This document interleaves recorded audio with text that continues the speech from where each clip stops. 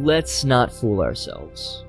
We are not some special holy beings who attain value from the very essence of being. You and I, we are organs floating in fluid, nothing more.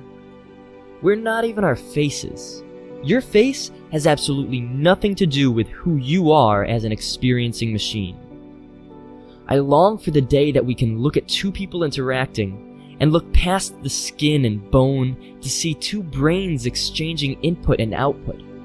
I long for the day that we can look at ourselves with all our love and lust and anger and realize how small we truly are. We are a machine, approximately 15 centimeters long, at the controls of a much larger machine we call a body. All the motions we put this body through, whether it be fighting or fucking, are revealed as truly meaningless when we start to look at the world and ourselves from the perspective that I am not John. I am a brain that has been named John.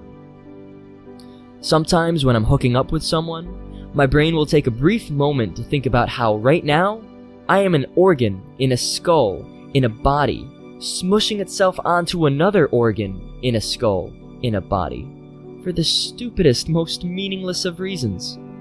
Take a minute to look at people walking and driving to work. They are all just brains, floating above the ground towards a place where they can still be just brains, but with a specific pattern of neural activity that their job demands of them. But we are so disconnected from how, not why, but how we were created, and what, not who, but what we really are. If you want to take a selfie, don't use a camera, use an MRI. But we desperately tell ourselves that being human is special. Sometimes the reason is religious, sometimes it's spiritual. But both these explanations are just the instinctual response to the incomprehensible nature of our world. Animals are probably the most religious out of all of us.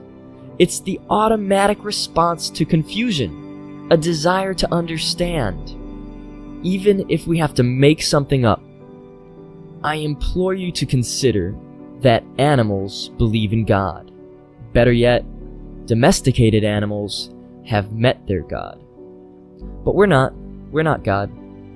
Sure, you can define God differently. You can define God as the explanation for how the universe exists.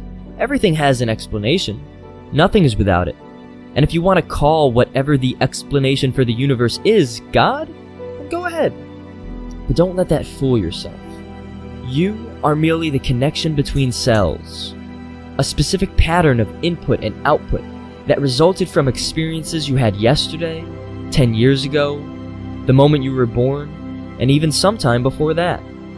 Those experiences were interpreted through the genes you received at conception, whose origins you could trace back to the Big Bang.